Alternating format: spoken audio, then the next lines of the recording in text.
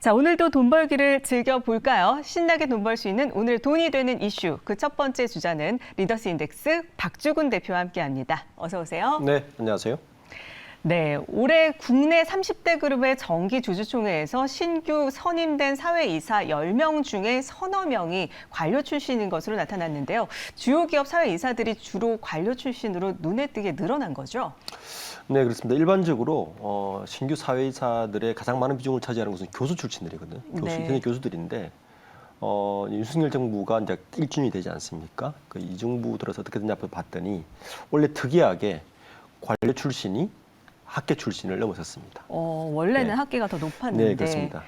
근데 그 관료 중에서도 예상했던 대로 역시 대통령이 검찰 출신이니 네. 검찰 출신들이 가장 많은 비중을 차지하는 좀 이상적인 현상이 일어난 게 네. 원래 좀 가장 특징인 것 같습니다. 아, 검사님들이 많은 게 이상적인 건가요?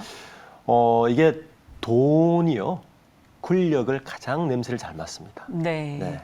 실제 제가 사회이사 이력 분석을 한 12년간 해왔는데 사회이사 이력들을 보면 돈이 어느 권력이 가장 센지를 바로바로 알아채고 빨리빨리 대응하는 것이 사실은 재계 쪽입니다. 네. 그러니까 검찰 출신들이 늘어나는 것은 아마 이 정부 들어서 당연한 결과이지 않을까라는 생각을 했습니다. 네, 표로도 좀 살펴볼 수가 있는데 30대 그룹 사회이사 경력에 따라서 관료 그렇죠. 출신이 정말 높은 것으로 작년에 보이네요. 보면 학계가 먼저 높았거든요. 37%. 원래 역전 현상이 일어났죠. 관료 네. 출신이 더 높아진 게 이례적인 현상이고 이 이례적인 현상은 최근 5년 사이에 처음 있는 일입니다. 그러니까 그렇군요.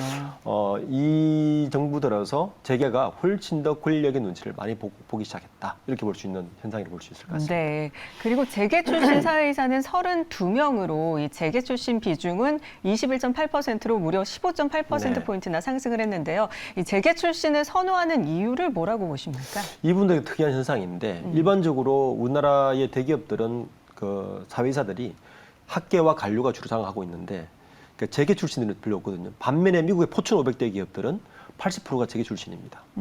재계 출신이 늘어나는 건 저는 양호한 현상이라고 보고 있는데 왜냐하면 첫 번째는 사회이사의 두 가지 기본 덕목이 뭐냐면 전문성과 독립성입니다. 네. 우리 주주들을 대신해서 와치독을 해야 되지 않습니까? 그래서 전문성 강화 측면에서 재계가 늘어났다 이렇게 해석할 수 있는 부분이고 두 번째는 여성입니다. 여성 사회이사가 자본시장법 개정으로 인해서 늘어나기 시작했는데 네. 여성들은 남성들에 비해서 고위 관료 출신들이 상대적으로 적다 보니까 여성들은 학교 출신들을 많이 재계 쪽에 많이 들여다보다 보니까 이 두 가지 현상 때문에 재계 출신 사회이사가 좀 증가한 현상이 나타나고 있는 것 같습니다. 네, 네. 눈에 띄게 달라지고 있는 모습들을 볼 수가 있는데요. 이번엔 셀트리온 얘기를 좀 해볼까 합니다. 이 셀트리온의 1분기 실적 상당히 좋은데 이렇게 호실적을 낸 배경이 뭘까요? 이번 호실적을 견인한 핵심은 바이오 의약품 매출이 전년 동기 대비 50%나 증가했습니다. 네. 매출액이 1분기 전 매출액이 5,976천억 가까이 됐고 영업이익이 1,800억인데 영업이익률이 40% 가까이 되죠. 굉장히 높습니다. 그래서 영업이익이 41%나 증가했는데요. 역시 그 바이오 시밀러 특히 셀트리온의 주력 상품인 램시마 그리고 램시마 제품이 이번 영업이익 견인을 하는데 핵심이었던 것 같습니다. 네, 그렇군요. 그리고 이 셀트리온의 유럽 시장에서 성장세를 나타내고 있는데 원동력이 뭐라고 보십니까? 지난 4, 4분기 때 그 램심하고 램시마 SC가 유럽 시장에서 60.6%의 점유율을 가져갔거든요. 어마어마한 네. 점유율을 가져갔는데 트룩시마, 흐주마도 한 21% 정도 가져갔으니까 요 네 가지 그 의약품들이 역시 유럽 시장에서 시장 지배력을 가지고 왔던 게 이번에 원동력인 것 같고 네. 이 램시마와 이 램시마 SC가 미국 시장에서 지금 미국 판매명이 이제 임플렉타인데 이것도 31.4% 정도의 점유율을 올렸고 트룩시마도 30%를 올려서 이런 제품들이 지금 유럽과 미국 시장에서 실적을 내면서 이번 1분기 실적을 높인 가장 주요 원인이었던 것 같습니다. 네, 그렇다면 유럽에서 경쟁력을 더 확대할 수 있을까요? 어떻게 보십니까? 그럴 수 있을 것 같습니다. 지금 램시마 SC 같은 경우는 유럽 시장에서 꾸준히 지금 그 시장을 확대를 하고 있는데 네. 4, 4분기 때 주요 5개국의 시장 점유율이 16%인데 독일하고 프랑스가 30% 가까이 되거든요. 그러니까 네. 이 4개국이 시장 점유율이 좀 올라가서 올해 동안에는 이 램시마 SC가 유럽 시장을 쭉 견인하면서 셀트리온 매출의 주력 주요 상품이 되지 않을까라고 지금 예상하고 있습니다. 네, 램시마 SC 기대를 해보게 되는데요. 이뿐만 아니라 셀트리온이 바이오 신약 도전의 현황을 좀 알려주시죠. 어떨까요? 셀트리온의 주가가 정체되는 가장 큰 이유 중에 하나가 지금 방금 말씀드렸던 램시마, 후즈마 요거에 한정돼 있는 거거든요. 네. 그러니까 유럽, 미국 시장에서 얼마나 시장 확대가 될지 안 될지를 가지고 그 변수로 지금 주가가 움직이고 있는 판에서 추가로 주가를 분양하기 위해서는 지금 셀트리온은 말 그대로 ODM 업체지 않습니까? 네. ODM 업체이기 때문에 자기 브랜드를 가진 신약 개발이 향후 주가 상승의 주요 동력이 될 것으로 보고 있는데 이것 때문에 아마 서승진 회장이 복귀한 것 같고요. 그래서 R&D 자금을 좀 늘리고 있는데 핵심은 한 3가지 집중하고 있는 것 같아요. 네. 항체 약물 접합체 ADC라고 하는데 요거 하고 네. 지금 우리나라가 강점을 보이는 플랫폼 중에 하나가 이중항체거든요. 이중항체 쪽, 그다음에 항체 신약, 마이크로바이옴 요 4가지 정도의 목표를 하고 있는데 셀트리온 자체에서 개발하기보다는 오픈 이노베이션 방식으로 개발을 지금 주도하고 있고 네. 혹은 M&A도 거론을 하고 있는 것 같습니다. 아. 요 4가지가 아마 좀 되면 주가가 조금 움직이지 않을까라는 생각을 하고 있습니다. 네, 신약 개발에서 시너지를 낼 수 있도록 M&A도 고려하고 있다. 예, 이 정보도 알아봤습니다. 자, 이번에는요, 동아소시오홀딩스 영업이익을 좀 살펴볼 텐데 흑자로 전환이 됐습니다. 좀 제대로 분석을 좀 해볼까요? 매출은 전년 동기 대비 14%, 한 15% 정도 올라갔는데 네. 영업이익은 적자였거든요. 근데 요번에 흑자 전환했습니다. 당겨 순이익도 흑자 전환했는데 주요 원인은 역시 동아소시홀딩스 하면 바카스입니다. 네, 바카스가 네. 좀 견인을 한 것 같고 네. 일반 의약품 이제 동아제약이 이제 크게 매출액의 세 부분에서 일어나거든요. 바카스가 주력이고 네. 그다음에 일반 의약품도 가지고 있습니다. 그리고 생활건강사업부, 그러니까 일종의 이제 건강보조제 같은 거죠. 요 3가지가 주력인데 그 중에서 바카스하고 OTC 부분이 작년 동기 대비 약간 증가하면서 주력을 했는데 좀 더 증가한 품목은 역시 그 바카스 쪽보다는 생활건강 쪽에서 효자를 한 것 같아요. 네네. 전년 동기 대비 51%나 증가했습니다. 주력이. 이게 아마 흑자 전환의 주 요인이었던 것 같습니다. 51.2%면 꽤 큰 폭을 차지하고 있네요. 그렇습니다. 네, 이 동아소시오홀딩스 해외 사업도 살펴보면 전년 동기 대비 매출이 감소를 했는데 이 원인은 뭘까요? 해외 사업 부분은 그 일본 쪽은 매출은 증가했거든요.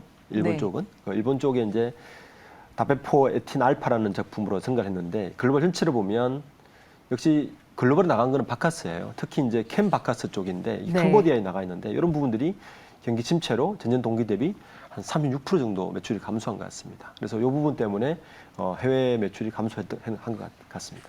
네, 그렇군요. 자, 그리고 이제 CJ제일제당도 좀 살펴보려고 합니다. CJ제일제당 수익성이 감소하게 됐는데 이 배경은 뭘까요? CJ제일제당이 매출은 증가했어요. 네. 매출은 895억 정도, 한 2.1% 증가했는데 영업이익이 무려 60%나 감소했습니다. 오, 원가 부담 때문인 것 같아요. 원가 부담이요. 네. 그리고 CJ에서 밝힌 거는 이제 내부 소비 부진이 작년부터 쭉 이어지고 있고, 그보다는 원가 부담이 너무 올라간 게 이번 영업이익 감소의 가장 주요했던 원인이었던 것 같습니다. 네, 그렇군요. 이 CJ제일제당이 글로벌 전략 상품들이 그래도 꽤 있지 않습니까? 어떤 많죠. 것들이 있죠?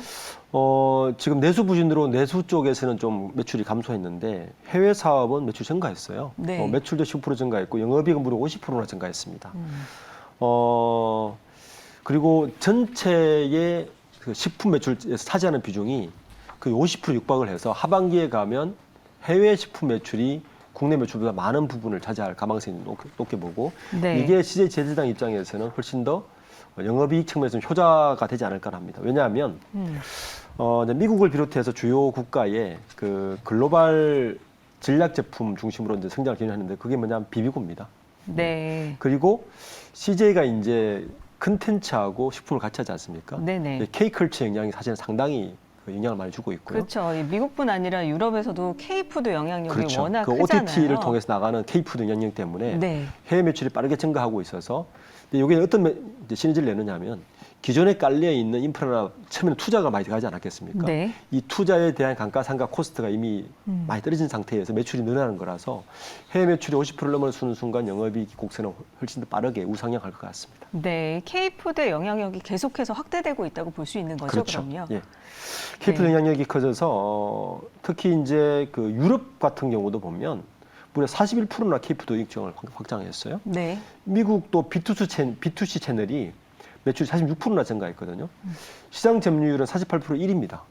와. 그래서 K푸드 영향력 때문에 이 부분은 아마 OTT를 통해서 그 K컬처가 나갈수록 CJ 제일제당은 톡톡히 효과를 보지 않을까라 예상하고 있습니다. 네, 미국에서도 이렇게 시장 점유율 48%나 1위를 차지하고 있기 때문에 긍정적으로 지켜보면 좋지 않을까 싶습니다.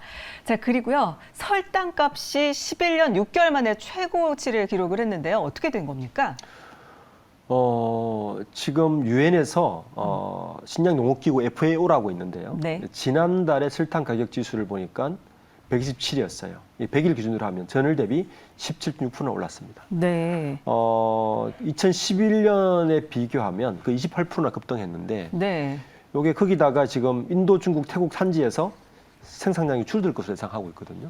세계에서 가장 많이 설탕을 생산하는 사상수소 밭이 브라질인데 네. 브라질도 지금 강우량 증가 때문에 수확이 좀 연기된 요 세계가 맞물리면서 설탕값이 네. 조금 더 상승할 것 같아요. 네. 요것 때문에 지금 설탕값이 조금 지금 급등을 하고 있는 것 같습니다. 네, 뭐 CJ도 또 영향을 미칠 것으로 보이는데 설탕 관련주 어떤 종목이 수혜 종목일 수 있을까요? 국내에서는 3사가 있죠. 네. 방금 이야기했던 CJ 제일제당, 네. 그리고 삼양, 그리고 대한제당 세 곳이 있는데 다 올랐습니다. 당연히 올랐고 거기에다가 설탕을 대체하는 제가 사카린이죠. 네. 이것까지 오르고 있어요. 오. 경인양행이라고 사카린을 주로 만드는 곳인데 그러니까 설탕 대체까지 오르고 있어서 설탕주는 뭐 향후 조금 더 지켜봐도 되지 않을까라는 예상입니다. 네, 좀 긍정적으로 설탕주도 지켜보도록 해야겠습니다.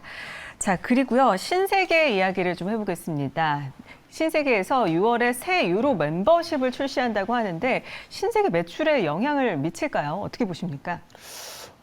신세계에서는 미친다고 얘기를 하죠. 네. 그런데 좀 지켜봐야 될 것 같습니다. 왜냐하면 기억하시겠지만 신세계가 G마켓을 인수한 지가 거의 2년이 다 돼갑니다. 그 네. 되는데 아직 이렇다 할 영향을 발휘하지 못하고 있어요. 그 이유 중에 하나가 뭐냐면 석다컴이나 G마켓이나 신세계나 신세계백화점 이 시너지를 못 내고 있다는 거죠. 네. 네. 유통은 다 가지고 있는데 온라인도 장악하겠다고 3주 이상을 투자를 해서 인수를 했지만 네. 아직 제대로 된 시너지를 못 하고 있어서 이번에 이야기하는 게 유료 멤버십이 뭐냐면 구체적으로 어떤 건가요? 이게 신세계 유니버스 클럽이라고 해서 네. 온 오프라인을 다 묶겠다는 이야기입니다. 다시 말해서 유료 회원을 가입하면 지금 G마켓에 가면 스마일 클럽이라고 있죠. 네. 얼마를 내면 얼마 이상 할인도 좀 5%더 받고 있는 클럽이 있는데 그렇죠. 이걸 다 묶어서 그 유료 회원을 만들면 고객의 로열티를 좀 높일 수가 있고 그두 번째는 신세계가 가지고 있는 온라인 석닷컴 G마켓뿐만 아니라 오프라인인 신세계 백화점, 신세계 유통, 이마트 모든 것을 다 묶어서 지금 이마트 가면 포인트를 적립하면 G마켓에는 인정을 못 받지 않습니까? 그렇죠. 따로 하죠. 따로따로 하는 거죠. 네. 이걸 다 묶어서 고객 로열티를 높여서 다양한 혜택을 누려서 신세계 플랫폼을 만들어 보겠다는 게 핵심 사업입니다. 네, 명칭이 신세계 유니버스 클럽인데요. 네. 이 신세계 유료 멤버십 전략이 과연 충성 고객층을 늘어나게 할 수 있을까요? 지금 저도 G마켓을 쓰고 있는데 3,900원 내면 이제 스마일클럽 가입이 되거든요. 네네. 그 회원수가 지금 300만, 400만 정도 되는데 네. 이게 좀 분석을 해봤더니 스마일클럽 가입자가 일반 소비자보다 객단가, 즉 매출액이 2.1배에서 2.9배 높다는 이야기예요. 네. 그러니까 유료 회원 가입 효과가 뭐 유료비 자체도 있지만 사실은 객단가 자체가 높아지는 효과가 있어서 잘만 묶으면 매출액 자체는 높아지지 않을까라는 예상을 하고 있습니다. 네. 근데 이제 이 충성도가 얼마나 오래 갈 거에 대한 변수가 하나 있고요. 그렇죠. 두 번째는 이런 유료 회원 가입을 하고 있는 곳이 국내에 많다는 거예요. 네. 일단 G마켓이 있죠. 로켓 하는 G마켓 유료 회원이 또 있죠. 네. 네이버도 있습니다. 네. 그래서 결국에는 신세계의 경쟁사는 쿠팡하고 네이버가 될 가능성이 크고 거기다가 카카오까지 있기 때문에 네. 이들 다른 경쟁사들과 같은 유니버스로 하더라도 유료회원 하더라도 어떤 차별화를 둘 것인가가 아마 이번 주요 관전 포인트가 될 것 같습니다. 네, 좀 더 많은 혜택으로 고객들을 끌어들여야 될 텐데 어떤 혜택들이 공개될지 지켜보도록 해야겠습니다. 자, 지금까지 돈이 되는 이슈 리더스 인덱스 박주근 대표와 함께했습니다. 오늘 말씀 고맙습니다. 네, 감사합니다.